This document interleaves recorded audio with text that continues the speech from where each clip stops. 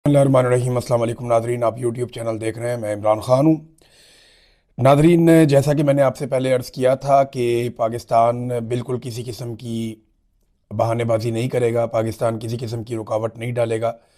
जैसा Donald Trump कहेंगे वैसा ही पाकिस्तान के फील्ड मार्शल आसिम मुनीर साहब करेंगे, और वही उन्होंने किया।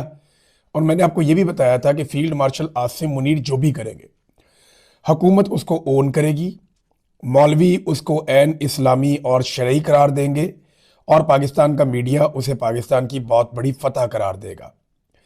तो हुआ वही कि डोनाल्ड ट्रंप ने बुलाया और आसिम मुनीर साहब ने लब्बैक कह दिया।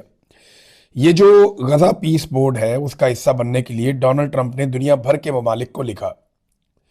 यानी अब तो शायद ही कोई मुल्क बचे हों जिन्हें उन्होंने नहीं लिखा। तो दुनिया भर के जो बासर ममालिक हैं उन्हें भी लिखा, बहुत सारे ऐसे ममालिक जो इस रीजन के अंदर हैं उनको भी लिखा। और जिन ममालिक ने सबसे पहले हामी भर ली कि डोनाल्ड ट्रंप जैसा कहेंगे वैसा हम करेंगे, उनमें एक मुल्क पाकिस्तान भी है। अब जो डोनाल्ड ट्रंप के ये जो पीस बोर्ड का हिस्सा बन चुके हैं ममालिक, उनमें पाकिस्तान, इसराइल, यूएई, मिस्र, मराकश, काजाकिस्तान, उज़्बेकिस्तान, बेलारूस, हंगरी, ये ज़्यादा ममालिक जो हैं वो रशिया के जो आज़ाद होने वाले ममालिक हैं, ज़्यादा ममालिक वो हैं। इनके अलावा एक हंगरी है। पाकिस्तान और इसराइल ये दोनों इसका हिस्सा हैं, जबकि गल्फ़ कंट्रीज़ में से वहाँ पे एक मिस्र है, और यूएई इसके अंदर शामिल है।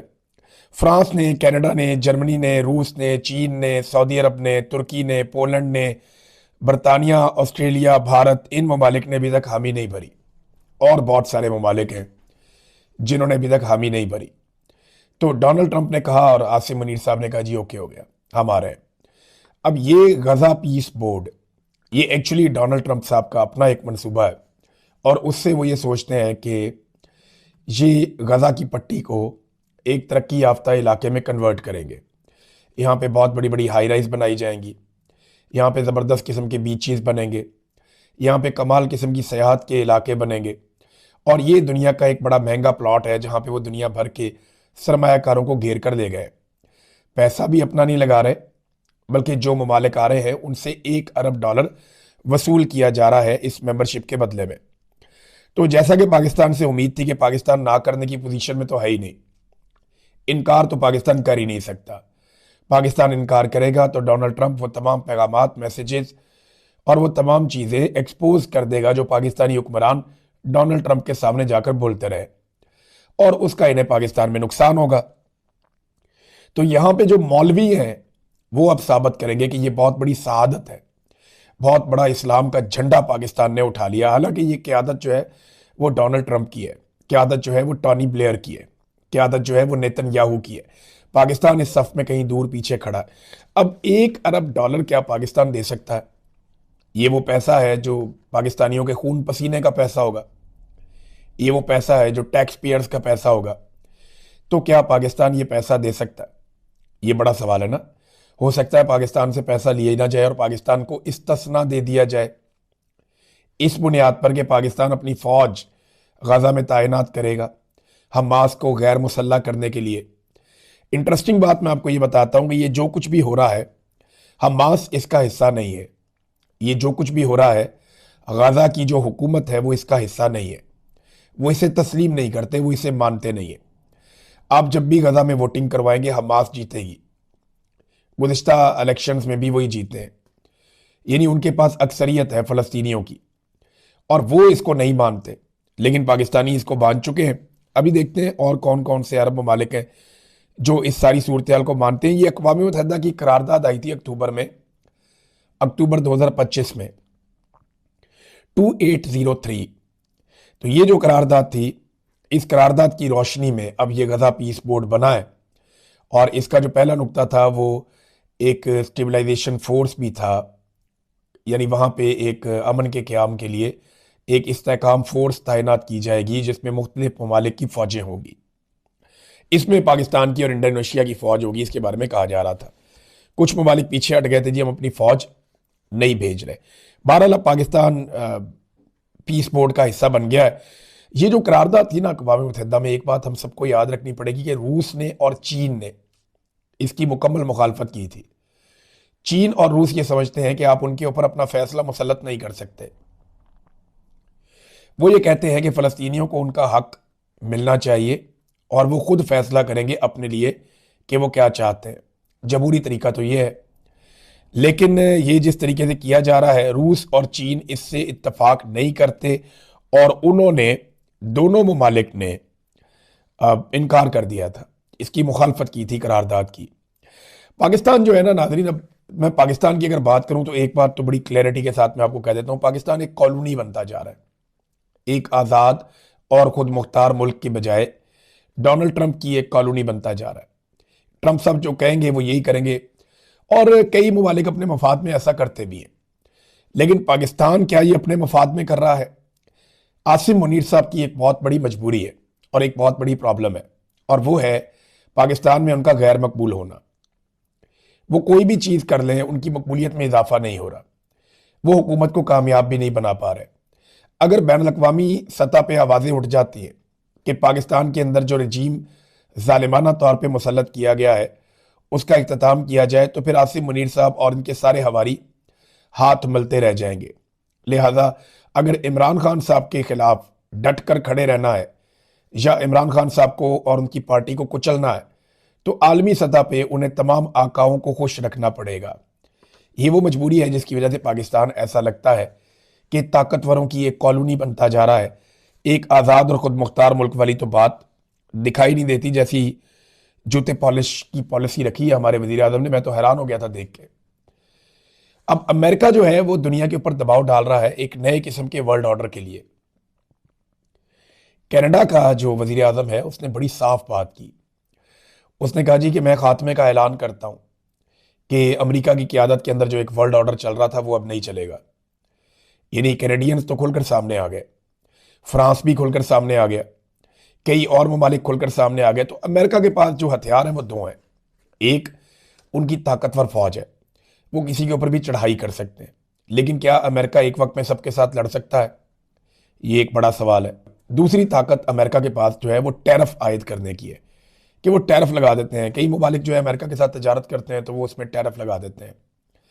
अब उन्होंने फ्रांस को भी टैरिफ लगाने की धमकी दी है।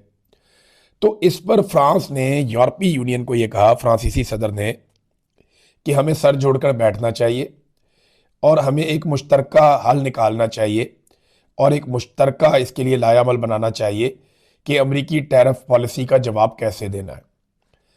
अब अगर यूरोप भी अमेरिका पे टैरिफ लगा देता है, जैसा कि अमेरिका यूरोप पे लगा रहा है, यूरोप को चाहिए क्या होता है? एनर्जी चाहिए, यूरोप को फ्यूल चाहिए, मादनियात चाहिए।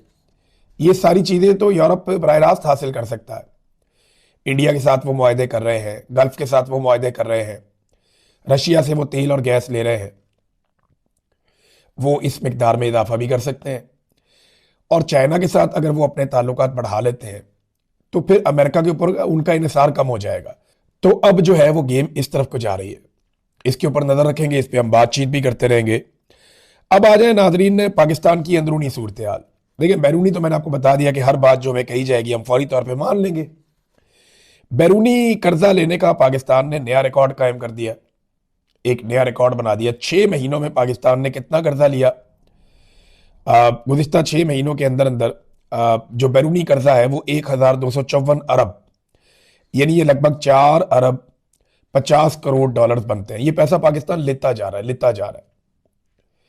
और ये पैसा पाकिस्तान का जा कहाँ रहा है?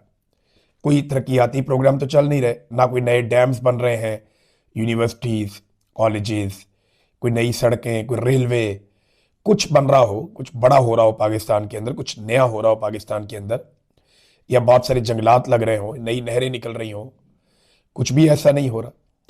तो जब कुछ भी नहीं हो रहा तो ये इतना सारा पैसा लेकर डाल कहाँ पे रहे? ये पैसा किसकी जेब में जा रहा है? ये सवाल मैंने कई मरतबा पूछा, आज तक इसका जवाब किसी ने नहीं दिया। बस उड़ान पाकिस्तान की एक कहानी सुना देते हैं। और उड़ान की हालत ये है कि बैरूनी सरमायाकारी, जिसे आप फॉरेन डायरेक्ट इन्वेस्टमेंट कहते हैं, कि बाहर से कोई सरमायाकारी पाकिस्तान में आए, वो मजीद 43% तक गिर गई है। यानी बाहर से बजाय इसके कि सरमायाकारी पाकिस्तान में आए, जो आ रही थी वो भी मजीद गिर गई है 43% तक। यानी वो भी तकरीबन आधी हो रही है। IMF ने माशी ग्रोथ के मजीद सुस्त होने की पेशनगोई कर दी है इसी वक्त, और पाकिस्तान का पैसा लगातार डुबोया जा रहा है। जैसा कि ग्रीन इनिशिएटिव एक लिया था, शहबाज शरीफ ने कहा था कि ये आर्मी चीफ का विजन है। मैंने 2 साल पहले रोला डाल दिया था कि ये मत करना, बर्बादी कर देंगे आप पाकिस्तान की, लेकिन इनकी खोपड़ी में बात घुसती नहीं है। ये दरियाए सिंध से नहरें निकालकर चोलिस्तान लेकर जा रहे थे और चोलिस्तान की ज़मीनों को सैराब करने जा रहे थे। इनका यह कहना था कि उन सहराओं के अंदर ये लहलहाते हुए खेत लगाएंगे, और अब सूरत हाल उसके बिल्कुल बरक्स हो गई है। हालत यह है कि पाकिस्तानियों का पैसा चोलिस्तान की रेत के अंदर इन्होंने अरबों रुपया डबो दिया पाकिस्तानियों का। सजाग की रिसर्च रिपोर्ट के मुताबिक ग्रीन पाकिस्तान का मंसूबा सहराए चोलिस्तान की रेत में डूब रहा है। सबसे बड़ी 2 कंपनियां जिनके पास 50,000 एकड़ ज़मीन थी, 50,000 एक के पास, 50,000 एक के पास, इनमें से एक फातिमा फर्टिलाइज़र, इन्होंने मंसूबा शुरू होने के 2 साल बाद भी प्रोजेक्ट पे काम ही शुरू नहीं किया। जबकि यूनिटी ग्रुप है, वो जनाब मंसूबे से निकलने के लिए हाथ पांव मार रहे हैं। चीनी कंपनी समेत 3 कंपनियां भी मंसूबे से निकलने के लिए काम कर रही हैं और मुलाजमीन को भी निकाला गया है। 2 साल पहले शहबाज शरीफ ने इसका इफ्तिताह करते हुए कहा था कि ये आर्मी चीफ आसिम मुनीर का विजन है। तो ये वाला विजन भी बढ़ गया, पाकिस्तानियों के पैसे भी अरबों रुपए इन्होंने ज़ाया कर दिए। तो जब पाकिस्तान में नया काम ही नहीं हो रहा, ना खेलों के मैदान बन रहे हैं, ना लोगों को फैसिलिटेट किया जा रहा है, तो ये अरबों डॉलर जा कहाँ रहे हैं? ये या तो लोगों की जेबों में जा रहे हैं, करप्शन की नज़र हो रहे हैं, या ये पैसा जमा करके ये कौमी खजाने में दिखाना चाहते हैं कि जनाब देखें हमने कौमी खजाना भर दिया। इमरान खान साहब के दौर में कौमी खजाने में इतना ही पैसा था जितना आज इनके पास है, लेकिन इमरान खान साहब के दौर में सैकड़ों बहुत बड़े बड़े प्रोजेक्ट्स चल रहे थे और तब भी कौमी खजाना भरा हुआ था। कोविड के बावजूद इमरान खान साहब ने कौमी खजाना भी भरा और बेशुमार कौमी सतह के बड़े मंसूबे जो हैं उनको भी चलाया। आज वो सारे मंसूबे लगभग बंद पड़े हैं। कौमी खजाना इन्होंने खाली कर दिया था, अब ये कर्जे ले लेकर उसमें पैसा डाल रहे हैं। हालात क्या है? तजारती खसारा पाकिस्तान की तारीख की सबसे बुलंद सतह पे पहुंच गया है। यानी ये आदाद शुमार आप देखिए, 3.8 अरब डॉलर पाकिस्तान का तजारती खसारा हो गया। ऐसा पाकिस्तान की तारीख में कभी नहीं हुआ। ये होशरुबा इजाफा है पाकिस्तान के तजारती खसारे में। पाकिस्तान बाहर से जो चीज़ें मंगवा रहा है वो 6.1 अरब डॉलर, और जो चीज़ें बाहर भिजवा रहा है वो 2.3 अरब डॉलर, और ये दिसंबर 2025 का डाटा है। यानी 1 महीने के डाटा में आपके पास सारी कहानी आ जाती है कि आपने 6 अरब डॉलर से ज़्यादा का सामान मंगवाया और लगभग 2 अरब डॉलर का आपने भेजा, तो 3.8 अरब डॉलर का सीधा सीधा तजारती खसारा हुआ है। एक्सपोर्ट्स है ही नहीं। आप कोई चीज़ें बनाएंगे तो बाहर भेजेंगे, चीज़ें बना ही नहीं रहे तो बाहर भेजेंगे कि आप दुनिया को। हालात बहुत पतले हैं। जितनी जल्दी हो सके इस हुकूमत को घर जाना होगा। अगर ये हुकूमत रह जाएगी तो पाकिस्तान को ये मजीद तबाही के दहाने पर ले जाएंगे, और ये लेकर जा रहे हैं। टेक्सटाइल इंडस्ट्री के लोग इकट्ठे हुए, उन्होंने कहा जी हमारी 150 बड़ी बड़ी मिलें बंद हो गई हैं, टेक्सटाइल का शोबा तबाह हो गया है, इंडस्ट्री मुकम्मल तबाह हो गई है, चाबियां हुकूमत के हवाले कर रहे हैं, आप खुद ही चला लें। ये इनकी ऊंची उड़ान है। इन्होंने करोड़ों रुपए के इश्तिहारात लगवा दिए मीडिया के ऊपर, करोड़ों रुपए इन्होंने लगा दिया इश्तिहारबाजी के ऊपर, और 10 अरब के अंदर इन्होंने बेच दी PIA। उससे बहुत ज़्यादा पैसा इन्होंने हर साल ज़ाया किया है, और पूरी की पूरी एक एयरलाइन जो पाकिस्तान का प्राइड थी वो इन्होंने ओने पोने बेच दी। और बेची किसे? फौजी फाउंडेशन को। यानी वो डायरेक्ट तो नहीं आए, लेकिन फिर भी वो उसके मालिक बन गए। तो फौजी फाउंडेशन के पास है जनाब अब PIA। तवज्जो इनकी इस बात पे है कि सूबाई खुद मुख्तारी भी ख़त्म कर दी जाए। 28वीं आईनी तरमीम आ रही है नादरीन, और 18वीं आईनी तरमीम उसका निशाना बनेगी। मैं आपको फिर बता देता हूं कि 18वीं आईनी तरमीम में सूबों के पास इख्तियारात आए थे और सूबाई खुद मुख्तारी आई थी, और ये पीपल्स पार्टी और PMLN ने मिलकर किया था। मिलिट्री एस्टेब्लिशमेंट हमेशा से इसके खिलाफ थी, और वो ये चाहते थे कि जो 18वीं आईनी तरमीम है वो ख़त्म हो जाए। वो हर मीटिंग में हर जगह पे बैठ के हमेशा ये कहते, क्योंकि उनका इख्तियार कम हो गया था ना, उनकी ताकत कम हो गई थी। मिलिट्री एस्टेब्लिशमेंट को ताकत मिलती है जितना ज़्यादा आप वफाक को ताकत देते हैं। जब आप सूबों को खुद मुख्तारी देते हैं कि हर स्टेट अपना फैसला खुद करे, हर सूबा अपना फैसला खुद करे, जैसा कि पूरी दुनिया में होता है, तो फिर जो ऊपर इस्लामाबाद है उसके पास ताकत कम हो जाती है। तो हर सूबे को कंट्रोल करना मुश्किल होता है, इस्लामाबाद को कंट्रोल करना आसान होता है। तो ये मिलिट्री एस्टेब्लिशमेंट के लिए एक चैलेंज था। अब वो इसके ऊपर अमल करने जा रहे हैं। तमाम बड़े बड़े अखबारात में इसके ऊपर खबर लगवाई गई कि 18वीं तरमीम एक ढकोसला साबित, ये भी नहीं हुआ, वो भी नहीं हुआ। तो अब 18वीं तरमीम को निशाना बनाने का अमल शुरू हो चुका है। जो काम करने वाले हैं पाकिस्तान में, नाज़रीन, उसकी तरफ तवज्जो कोई नहीं देता। मिसाल के तौर पे कराची में आग लगती है और काफ़ी अरसे से यह बताया गया है कि कराची में फायर ब्रिगेड की सहूलियात काफ़ी नहीं है, आपको इन्हें बेहतर करने की ज़रूरत है। गवर्नर हाउस के करीब वो प्लाजा है जहाँ पे आग लगती है और अब तक की इतला के मुताबिक 61 लाशें बरामद हो चुकी हैं प्लाजे के अंदर से। कल तक हम आपको 30 लोगों के बारे में बता रहे थे।